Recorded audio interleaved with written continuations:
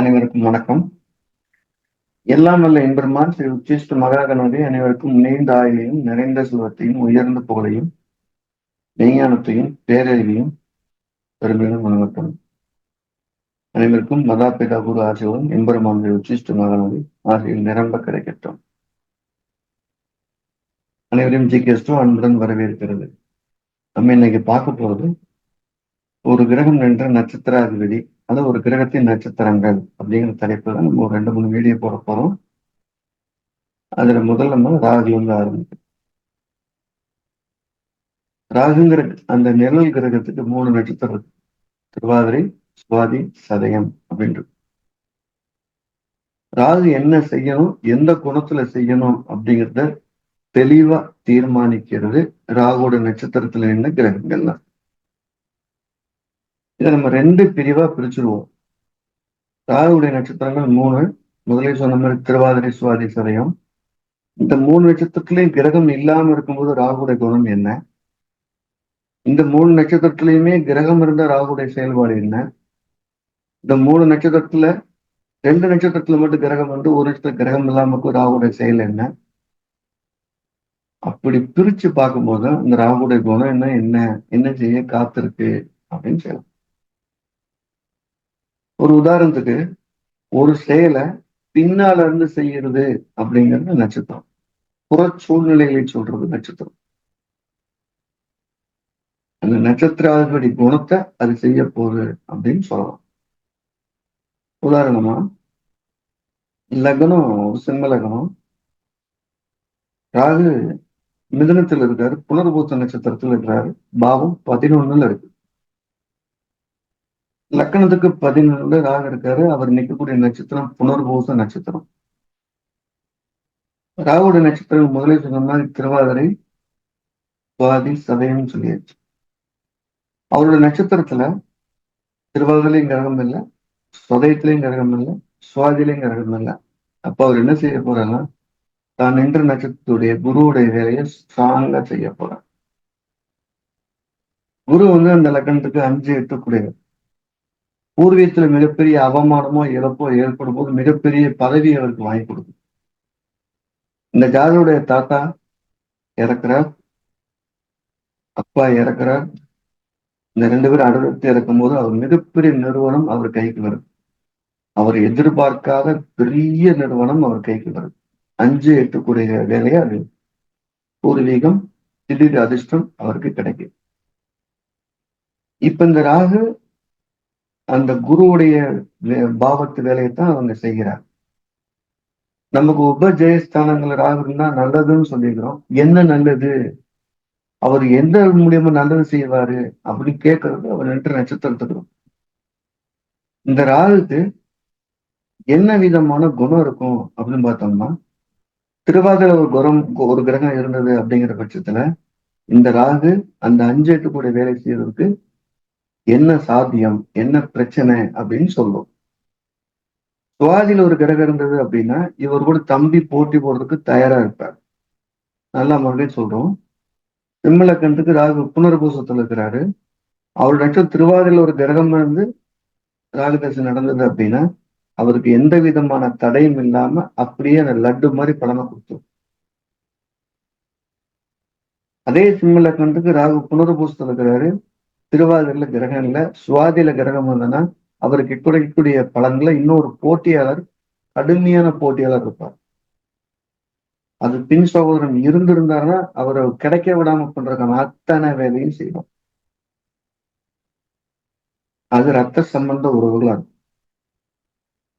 திருவாதிரையிலையும் கிரகம் இல்லை, சுவாதியிலையும் கிரகம் இல்லை, சதயத்துல ஒரு கிரகம் இருக்கு அப்படி வச்சுப்போம்.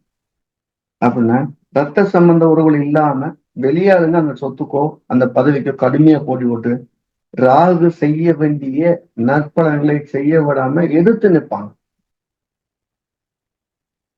இதுதான் ஒரு விஷயம்.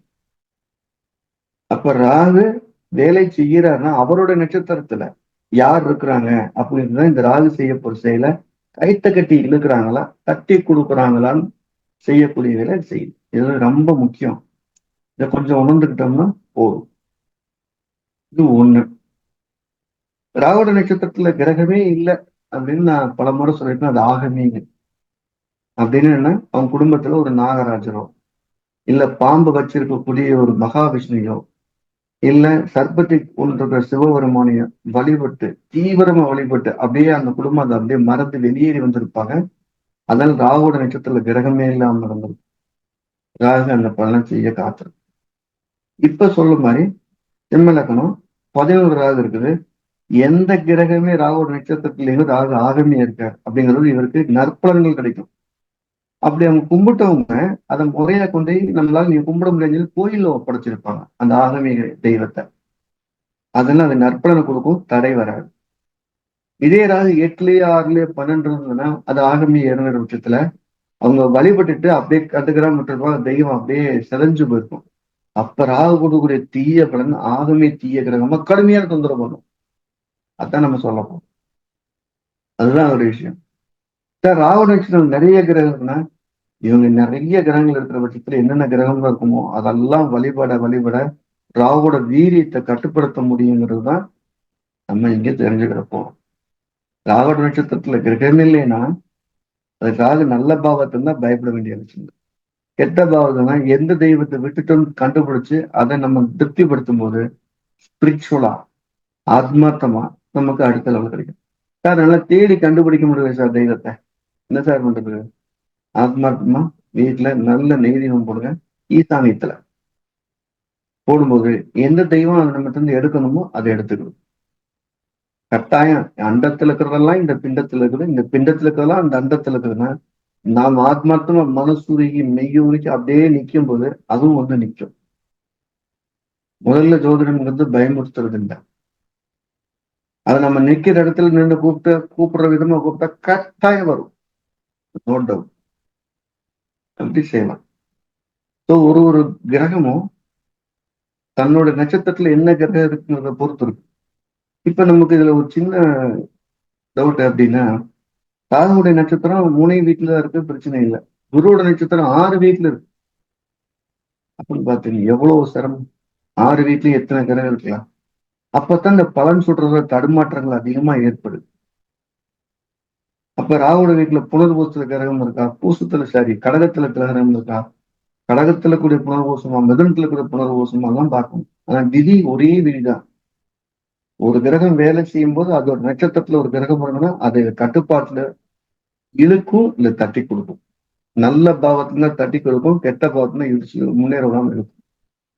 அதை மட்டும் இது வந்து ஒரு எக்ஸலேட்டர் மாதிரி. அதை மட்டும் மைண்ட்ல ஞாபகம் வச்சுக்கிட்டா போதுமான ஒன்று.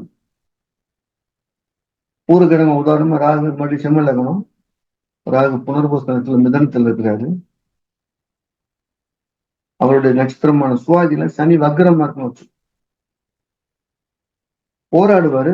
அண்ணன் கூட போராடுவாரு தம்பி, இல்ல அண்ணன் போராடுவாரு. சண்டை வெளியே தெரியாது. வக்கர கிரகங்கள் ராகேதோட நட்சத்திரத்துல இருந்ததுன்னா அது ராகேது போலவே செயல்படும். சண்டை போடும், ஆனா வெளியே தெரியவே இல்லை. பங்க வைக்காம வெளியே விடாது. அதே சதயத்துல இருந்தா கோர்ட்டுக்கு போவாங்க, ஒன்னாத்தான் போவோம், எல்லாருக்கான கேஸ் நடந்துகிட்டே இருக்கும், நல்லது எல்லாம் நடந்துட்டு. அப்ப வக்ர கிரகத்துடைய நட்சத்திரத்துல ஒரு வக்ர கிரகம் போது தன்னுடைய பஞ்சத்தை தன்னுடைய பன்மத்தை தன்னுடைய பகையை வெளிக்காட்டாம உள்ள வச்சிருந்து ராவோட சேர்ந்து செய்வோம். எதிர்த்து வேலை செய்யாது. அப்ப நம்ம அவங்க எதுவும் கேட்கல அப்படின்னு நம்ம அமைதியா இருந்தோம்னா தக்க சிந்து நம்ம காலவாரியம். அப்ப அவங்க நாமளா கூப்பிட்டு உனக்கு என்ன வேணும், இது வேணுமா அங்க வேணும்னு கேட்டு பேசும்போது ரொம்ப சரியா ரொம்ப ஒரு சார் ராகுட நட்சத்திரத்துல 2 பகைகர்கள் இருக்கு அப்படின்னு வச்சுக்கிறோம். எந்த சுபகாரியம் இருந்தாலும் அங்க ஒரு கர்மகாரியம் சேர்ந்து நடந்துகிட்டே இருக்கும். கல்யாணத்தை வச்சிருப்பாங்க, வீட்டுல பாட்டிக்கு ரொம்ப சீரியஸா இருக்கும், பயந்துகிட்டே நடத்துற மாதிரி இருக்கும். குழந்தை பிறக்கிறதுக்கு ஹாஸ்பிட்டல் கூட்டிட்டு போங்க, நாய் செத்து கிடக்கும். அப்படி ஒரு நம்ம சகன தடை நம்ம மிரட்டிக்கிட்டே இருக்கும். அப்போ ஒரு கிரகத்தை நம்ம பலன் சொல்றதுக்கு முன்னால அது நட்சத்திரத்துல கிரகம் இருக்கா அப்படின்னு பார்க்கணும். அது எந்த நட்சத்திரம் இருக்கோ அது எப்படி இருக்குங்க அப்படிங்கிறத நம்ம அடுத்த பதிவுல பார்ப்போம். இதை நம்ம விரிவா ஜிகே வந்து நட்சத்திர சித்தாந்தம் அப்படிங்கிற தலைப்புல டீட்டெயிலா நடத்துறதுக்காக சங்கரங்கோயில்ல பிப்ரவரி மாசம் வகுப்பு ஆரம்பிச்சிருக்கோம். அது ஒரு 3 நாள் வகுப்பு, நேரடி வகுப்பு. 2, 3, 4 இந்த 3 நாளும் நேரடி வகுப்பா இருக்கும். நம்ம நட்சத்திர சித்தாந்தம் ஒரு டிஃப்ரெண்டா இருக்கிற மாதிரியும் சிம்பிளா இருக்கிற மாதிரி இருக்கும். நாளைக்கு ஒரு போடுற பதிவுல ஒரு கிரகத்துக்கு இன்னொரு கிரகத்துக்கு தூரத்துல ஒரு நட்சத்திரம் என்ன வேலை செய்யுதுங்கிறத பார்ப்போம். மீண்டும் சந்திப்போம். எல்லாம் வல்ல எம்பெருமான் உச்சிஷ்டமான அனைவருக்கும் நீண்ட ஆயுளையும் நிறைந்த சுகத்தையும் உயர்ந்த போலையும் வழங்கட்டும். அனைவருக்கும் எனது மானசீகமான வாழ்த்துக்கள். நம்ம ஜிகேஸ்ட் என்ன பண்ணிட்டு இருக்கோம்னா 2 விதமா பண்ணிட்டு இருக்கு. ஒண்ணு, பேசிக்க ரொம்ப ஈஸியஸ்டா பண்ணி அதுல இருந்து நம்ம டைரக்டா கொண்டு போறது. ஒரு கஷ்டமா நம்ம கொடுத்தோம்னா படிக்கிறது போர் அடிச்சிடும். நம்ம அதை படிக்கிறதே முடியாம போகும். எல்லாத்துக்கும் ஜோதிடம் பேச்சுன்னு ஒரு பேட்டர்னா இருக்கும், ஈஸியா இருக்கும். அதை நம்ம பண்றோம். அது இந்த ஜனவரி மாசம் 28ஆம் தேதி ஆன்லைன் வகுப்பா இருக்கும். ஸோ அது நம்மளுடைய பேசிக்கு தரமான பேசிக்கா இருக்கும். அதை படிக்கலாம். சார் பேசிக் முடிச்சிட்டோம், அடுத்த லெவல் அப்படிங்கிறது அது இருக்கும். நாங்கள் ஆல்ரெடி ப்ரொஃபஷனலா இருக்கிறோம், எங்களுக்கு ஒரு ஃபைனல் டச் வேணும், அவங்களுக்கு சிறப்பு வகுப்புகள். நம்ம இதேன்னு ஒரு ரூபத்துல ஒரு ஜோதிடருக்கோ இல்லை பொதுமக்களுக்கோ பயன்படணும், அது லாஜிக்கா ஒரு பேட்டர்னா இருக்கணும் அப்படிங்கிறது நான் ரொம்ப தெளிவா இருக்கேன். எல்லாத்துக்கும் போய் ஜோதிடம் போய் சேர்றதுக்கான விஷயத்தை நாங்கள் பண்ணிட்டு இருக்கிறோம். ஏற்கனவே இலவச ஜோதிட வகுப்பு நடந்துட்டு இருக்குது. நிறைய பேர் புக் பண்ணாலும் நம்மளால 3 மாதத்துக்கு ஒரு முறை தான் பண்ணிட்டு இருக்கிறோம். வருங்காலத்தில் அது தொடர்ந்து பண்றதுக்கான வாய்ப்பு இருக்கு. ஒரு ஜோதிடம் படிக்கும் விருப்பம் இருக்கவங்க கீழே நம்பர் பதிவு செய்து தொடர்பு கொள்ளலாம். மீண்டும் நாளை சந்திப்போம். வாழ்த்துக்கள்.